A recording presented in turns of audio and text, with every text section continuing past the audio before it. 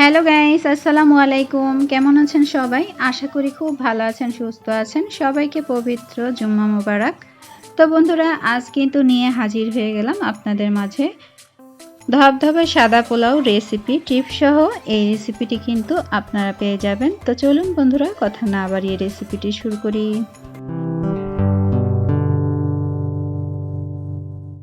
তো বন্ধুরা, দেখতে পাচ্ছেন এখানে কিন্তু আগে থেকে ধুয়ে নিয়েছি পোলাওর চালটা। আর এখানে কিন্তু কাঁচামরিচ, পেঁয়াজ কুচি আর গরম মশলা নিয়েছি। তার সাথে নিয়েছি হাফ কাপ পরিমাণ জাল করে রাখা দুধ।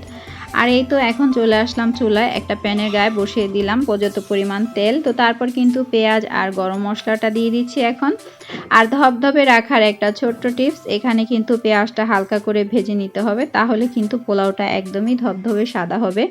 আর এই তো হালকা করে ভেজে নেওয়ার পর পেঁয়াজটা আমি এখানে অ্যাড করে দিলাম 2 চামচ আদা রসুনের পেস্ট। আর এরপর কিন্তু খুব ভালো করে একটু কষিয়ে নিলাম। আর এখানে কিন্তু এখন অ্যাড করে দিচ্ছি পোলাওর চালগুলো ধুয়ে রাখা, আর কিছুটা কাঁচামরিচও দিয়ে দিয়েছি। আর এখানে কিন্তু এখন 2 থেকে 3 মিনিটের মতো চালটাকে খুব ভালো করে ভেজে নিতে হবে তেলের সাথে। আর এখানেও কিন্তু একটা টিপস, এখানে চালটা যদি আগে থেকে একটু ভেজে নেই তাহলে কিন্তু পোলাওটা একদমই ঝরঝরে হবে। আর এখানে হচ্ছে 3 নাম্বার টিপস। তো বন্ধুরা, ধবধবে একেবারে সাদা রাখার জন্য কিন্তু এখানে দিয়ে দিতে হবে দুধটা। আর এই তো দুধটা কিন্তু দেওয়ার পর আমি তারপরে পানির মাপটা দিচ্ছি। আর এখানে কিন্তু এখন আমি স্প্যাচুলার সাহায্যে এই যে দেখতেই পাচ্ছেন আমি কিন্তু পানির মাপটা নিয়ে নিচ্ছি। তো এখানে কিন্তু হাফ কাপ পানি আরও লাগবে। তো এখানে আমি চালের উপর থেকে কিন্তু পানির মাপটা নিয়েছি। তো আপনারা চাইলে কিন্তু কেজি অনুযায়ী পানিটাও মেপে দিতে পারেন।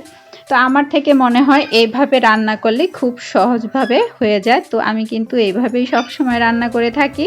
আর এখানে কিন্তু স্বাদ মতো লবণ দিয়ে দিয়েছিলাম। তো তারপর কিন্তু ঢেকে দিয়েছি। আর এখন কিন্তু বলক চলে এসেছে। তো হালকা করে একটু নেড়ে দিচ্ছি নিচ থেকে যেন লেগে না যায়। তো এখানে পানিটা একদমই শুকিয়ে যাওয়া অপেক্ষা করব। তো এখানে কিন্তু দেখতে পাচ্ছেন খুব ভালো করে কিন্তু পানিটা এখন টেনে যাচ্ছে। আর এই সময় কিন্তু চুলার আঁচটা কমিয়ে দিতে হবে। তো আবারও কিন্তু একটু নেড়েচেড়ে আমি ঢেকে দিলাম। আর চুলাটা কিন্তু এই অবস্থায় অফ করে দিয়েছি, পানিটা একদমই শুকিয়ে গেছে। আমি আবারও একটু নেড়েচেড়ে উল্টে পাল্টে দিচ্ছি। আর এই তো ফাইনালি এখানে কিন্তু পোলাওটা রেডি হয়ে যাওয়ার পর আমি কিন্তু 1 চামচ পরিমাণ ঘি উপর থেকে একটু ব্রাশ করে দিলাম।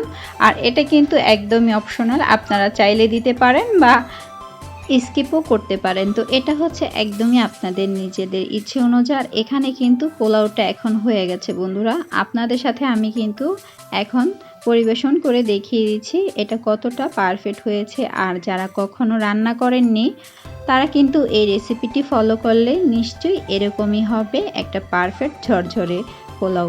আর এই সাদা পোলাওটা কিন্তু এমনিতেও খেতে অনেক মজা হয়। আর এটা কিন্তু খুবই সহজভাবে রান্না করে আপনাদের সাথে শেয়ার করলাম। ভিডিও ভালো লাগলে চ্যানেলটিকে সাবস্ক্রাইব করে পাশে থাকবেন, পাশে থাকা বেল বাটনটি ক্লিক করে রাখবেন আমার নিত্য নতুন ভিডিওগুলো পেতে। তো সবাই ভালো থাকবেন, আল্লাহ হাফেজ।